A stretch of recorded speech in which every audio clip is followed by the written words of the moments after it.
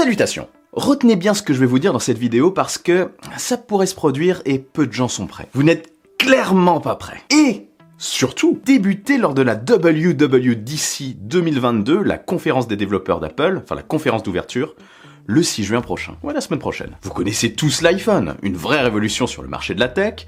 Vous connaissez l'iPad, qui a contribué à bien démocratiser les tablettes, et qui est désormais très classique et très bien installé. Le Mac, quelle que soit sa forme actuelle, portable ou de bureau, quelle que soit sa destination, pour les particuliers ou pour les professionnels. L'Apple Watch, la gamme de AirPods, et j'en passe. Tant de catégories de produits désormais totalement maîtrisées par Apple et absolument courantes. Tim Cook, qui dirige Apple, a dit qu'il voulait laisser la main, à un moment donné, à un autre dirigeant donc, oui, pas n'importe qui. Tiens, je laisse la main mais à personne. Tiens-toi dans la rue. Remplace-moi. Non, pas du tout. Mais qu'avant ça, il voulait lancer un nouveau cycle important pour Apple. Et ce moment semble de plus en plus se rapprocher. Parce qu'une nouvelle catégorie de produits s'apprête à voir le jour, et ce n'est clairement pas une catégorie lambda. On ne parle pas d'un simple petit accessoire, mais d'un produit principal. Ce produit c'est quoi? Ça fait des années que je vous en parle, si vous suivez la chaîne depuis un moment, vous vous doutez de quoi je vais vous parler, et si vous avez vu le titre aussi, bien sûr. Je sais pas s'il y en a qui cliquent sur les mignons sans lire le titre.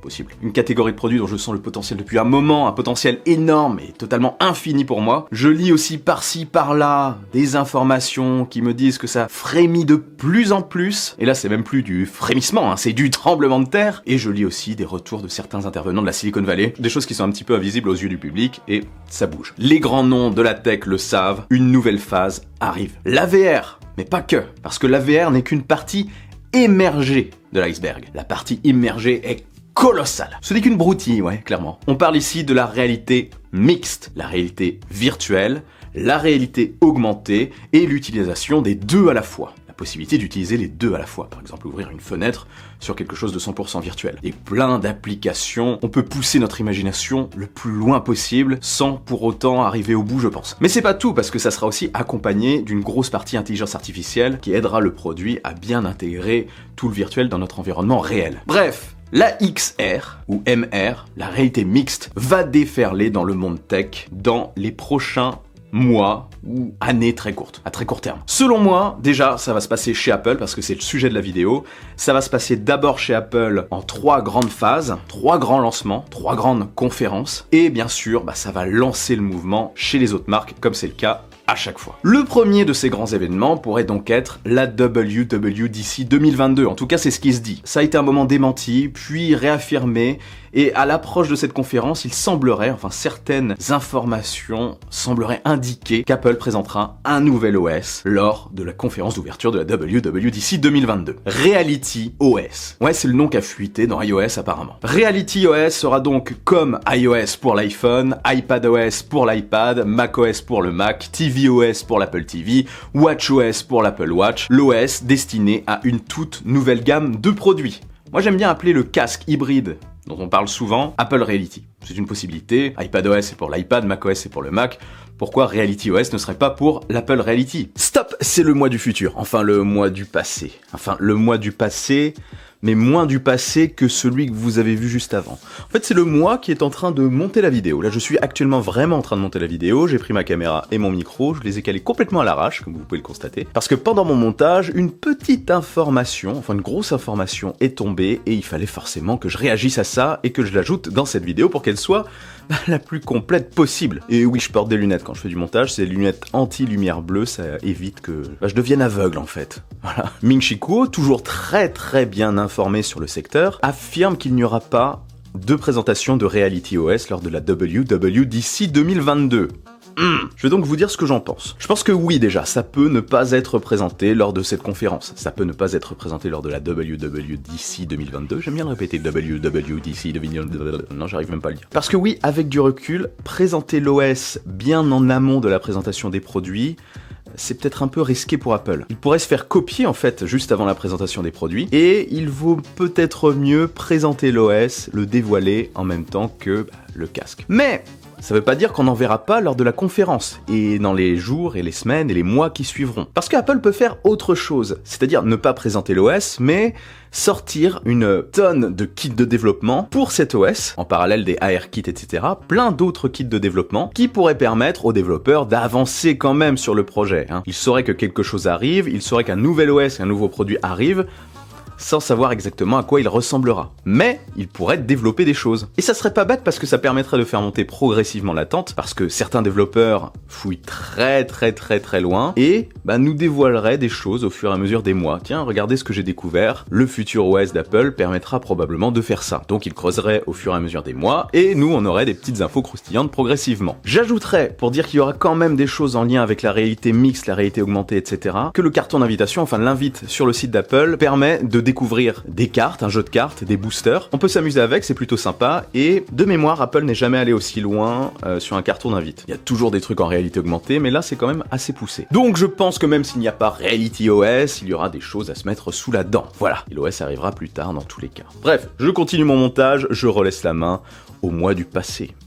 C'est parti. Donc la gamme devrait être composée dans un premier temps d'un premier produit compatible avec la totalité de l'écosystème Apple, comme à chaque fois bien entendu, et pas mal d'accessoires. Apparemment on va partir sur une gamme vraiment complète, une nouvelle catégorie, un nouvel onglet sur le site. La marque devrait donc présenter son nouvel OS, et ce, sans présenter de nouveaux produits pour l'instant. Donc il est possible qu'on ait le droit juste à l'OS lors de la conférence, avec peut-être un petit clin d'œil au produit en disant qu'il sera dévoilé plus tard dans l'année, ou d'ici quelques mois, ils ne seront peut-être pas spécialement clairs là-dessus, mais en gros, cet OS fonctionnera d'abord avec le casque de réalité mixte sur lequel travaille Apple et dont la sortie est plutôt imminente. Un casque de réalité mixte, donc un casque AR VR. Je vous en ai déjà pas mal parlé sur la chaîne. Pour faire court, ça sera pas un casque de cette taille, ça sera un casque beaucoup plus léger.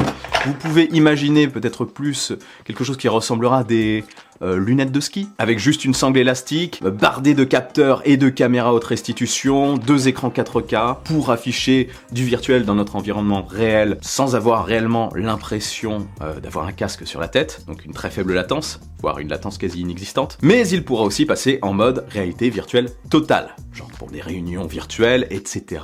Et aussi peut-être pour des jeux, même si, j'en reparle après, ou mode réalité virtuelle partielle. Bref, réalité mixte. Les possibilités, comme je le disais, sont tout bonnement infinies pour un tel produit. Il serait notamment propulsé par un processeur M1 Pro, ou 2 processeurs. Il y a plusieurs fuites par rapport à ça. Bon, ça sera peut-être d'ici sa sortie du M2 plutôt. Peut-être un M2 et un M2 Pro, qui géreront différentes choses chacun. Notez que j'ai lu qu'il y avait aussi des parties non exploitées dans les processeurs M actuellement, des parties notamment liées au machine learning et à l'intelligence artificielle. Il y en a qui sont exploitées, mais il y a un gros bout qui n'est pas encore exploité et qui est un petit peu en sommeil, donc elles sont clairement conçues aussi pour ça. C'est un produit qui a clairement vocation pour moi à remplacer un ordinateur, un iPad, etc. C'est quelque chose qui va venir en parallèle de tout ça. Comme l'iPad aujourd'hui peut remplacer dans certains usages un ordinateur, je pense que ce casque sera en mesure de remplacer aussi un iPad ou un ordinateur. Ou de le compléter aussi si on le souhaite. Ils vont faire en sorte qu'on ait quand même envie d'acheter les autres produits également, mais qu'on puisse s'en passer. Selon de récentes informations, on revient à la partie jeux vidéo dont j'ai vite fait parler tout à l'heure, il ne serait pas commercialisé avec des manettes. Le produit serait commercialisé seul. Et il ne serait pas axé gaming, selon des informations internes. Pour moi, ce n'est pas dramatique. Au contraire, et ce n'est pas surprenant du tout, l'iPhone n'a jamais été présenté comme un produit gaming de base, l'iPad n'est pas un produit gaming de base, le Mac n'est pas un produit gaming, et pourtant, on peut jouer sur un iPhone et sur un iPad. Je dis un petit peu moins sur le Mac, mais on peut. Ce sont tout simplement des produits qui se suffisent à eux-mêmes, et je pense que le casque ira dans cette même logique. Apple l'a toujours fait, je ne vois pas pourquoi ils ne le referaient pas. C'est leur façon de faire, et après, tout simplement, ils laissent faire les accessoristes et les développeurs, les accessoiristes. Apple ne produit aucune manette pour l'iPad et pour l'iPhone. Pourtant, l'iPad et l'iPhone sont compatibles avec des manettes. Soit des manettes qui se clipsent dessus, soit les manettes de PlayStation ou de Xbox. Apple aime concevoir des produits qui sont design, mais c'est pas forcément toujours ergonomique. Je trouve par exemple que leur souris est jolie, mais elle fait un petit peu mal au poignet pour moi. Du coup, je ne l'utilise pas. Donc c'est encore plus difficile de faire une manette chic et ergonomique. Et encore plus pour un casque de réalité mixte. Donc, ne pas produire de manettes ou autres accessoires ne veut pas dire que ce sera pas compatible avec ce casque, et qu'il n'y en aura pas. Ils vont simplement laisser faire les autres, je pense. Et dire que le produit n'est pas destiné au gaming ne veut pas dire que le produit ne permettra pas de faire tourner des jeux. Il y aura des jeux sur l'App Store, j'en suis certain. Les développeurs se chargeront tout simplement du reste. J'ajouterais que dire que le produit se destine au gaming ou faire une grosse présentation gaming lors d'une conférence à terme, eh bien ça serait une erreur stratégique. Ça pourrait induire les gens en erreur et ne pas donner l'image d'un produit global. Il faut que le casque se détache de cette éternelle image de produit destiné aux jeux vidéo. Ça colle à la peau clairement de tous les autres casques. Ici, on parle clairement d'un produit qui sera destiné à tout faire et dont les possibilités totales peuvent encore vous échapper tant que vous n'avez pas vu de démonstration du produit. Mais rassurez-vous, ils vont bien vous montrer à quoi ça sert, hein. Bref, ce casque pourrait quand même être compatible avec des accessoires Apple, je pense notamment aux AirPods, indispensable. Il y aura certainement une mise à jour aussi de la gamme d'AirPods pour limiter encore plus la latence entre le casque et les écouteurs, ça c'est indispensable pour ce type de produit. Je rajouterais aussi que le son spatial, eh bien, il a été développé par Apple pour ça, hein. C'est pas simplement pour vous mettre dans une ambiance incroyable, c'est aussi pour la réalité mixte et la réalité augmentée, c'est un facteur indispensable, et ça vous êtes peut-être passé à côté. Oui, les éléments qui gravitent autour de nous doivent aussi avoir un son spatial lié à eux. Donc le son spatial a clairement été développé en partie pour ça. Vous n'aviez pas fait le rapprochement? Rappelez-vous, on parle de nouveaux AirPods Pro de 2e génération qui devraient arriver vers le mois de septembre, avant la commercialisation et la présentation, je pense, de ce casque. Donc ces AirPods Pro seront certainement bien plus compatibles avec ce casque que les précédents modèles. Il se dit aussi qu'il y aurait certains petits accessoires comme des petits clips, des clips de doigts qui pourraient se recharger dans un petit boîtier de type AirPods mais en minuscule. Ça sera peut-être un accessoire en supplément parce que je pense que dans la logique d'Apple, ce produit, encore une fois, se suffira à lui-même et sera capable d'être utilisé intégralement avec les doigts, avec les mains et les doigts, mais peut-être que ces petits accessoires permettront notamment d'avoir un retour haptique lorsqu'on clique sur quelque chose ou autre, lorsqu'on tape sur un clavier virtuel. Ça peut être intéressant. Mais bon, vous voyez l'idée, je commence à m'égarer un petit peu. Ce produit pourrait être révélé, lui, non pas à la WWDC, même si je croise les doigts pour qu'on ait un petit clin d'œil, mais je croise surtout les doigts pour qu'on ait au moins Reality OS, même si ça peut être repoussé après, encore une fois, hein. Ce ne sont que des spéculations et quand même des informations apparemment de gens plutôt fiables, mais bon, on va voir. Je me méfie quand même toujours, même si c'est quand même très imminent. On en parle beaucoup en ce moment. Donc ce produit pourrait être révélé lors d'une seconde conférence, fin 2022 ou en janvier 2023. Et on peut imaginer une sortie aux alentours de l'été 2023 par exemple, juste avant la prochaine WWDC, comme ça sera l'occasion de mettre en place l'OS après une bonne année de développement et la sortie de pas mal d'applications. Certains développeurs l'auront forcément en avance, oui. L'autre produit de cette nouvelle gamme qui arrivera quant à lui courant 2025 voire 2027, hein, entre 2025 et 2027, ce sont les lunettes de réalité augmentée, qui elles auront un autre but, là où le casque hybride sera destiné à un usage domestique, chez nous, ou un petit peu en déplacement, mais pas à l'extérieur en marchant comme ça dans la rue, les lunettes quant à elles seront utilisables partout, leurs usages seront apparentés à ceux d'un smartphone. Donc ça servira un petit peu à tout. Bref, comme vous pouvez vous en douter, j'attends cette WWDC 2022 avec un intérêt tout particulier. Vous pouvez être certain que je serai devant en train de la regarder, et si je peux pas être devant, je serai sur mon smartphone en train de scroller pour voir les informations, ça c'est sûr. Peut-être que ça sera dévoilé plus tard. Mais comme vous le savez, j'aime rêver. Quoi qu'il en soit, vous pouvez être certain que ces produits arriveront. Ce produit d'abord dans un premier temps arrivera très probablement courant 2023. Après la question c'est quand est-ce qu'on aura un aperçu de l'OS et du produit. C'est vraiment quelque chose qui risque de bouleverser en profondeur la tech sur plusieurs années, bien sûr, ça va pas être direct. Pour moi, c'est tout simplement le plus grand bouleversement depuis la sortie des smartphones, et ça ira plus loin encore que les smartphones. Aujourd'hui, beaucoup sont réticents, je pense que ça sera pas toujours le cas. Attendez de voir. Avant de finir, petite info, Mark Gurman, qui est souvent bien informé, a dit que pendant cette conférence, on aurait aussi le droit à la présentation des MacBook Air colorés. Vous savez, je vous en ai déjà parlé aussi sur la chaîne, avec un tour d'écran blanc, une petite encoche blanche, un clavier blanc, différentes couleurs donc comme l'iMac, avec un processeur M2, donc on verra. Qui l'attend ici? Dites-moi ça en commentaire. Ouais, tu sens dans ma voix qu'après avoir parlé des précédents sujets là, je suis moins emballé par ce produit, mais c'est quand même intéressant, et j'en parlerai sur la chaîne aussi. Après, c'est pas le même prix, hein. Le casque, on parle d'un produit qui sera commercialisé entre 2000 et 3000 $.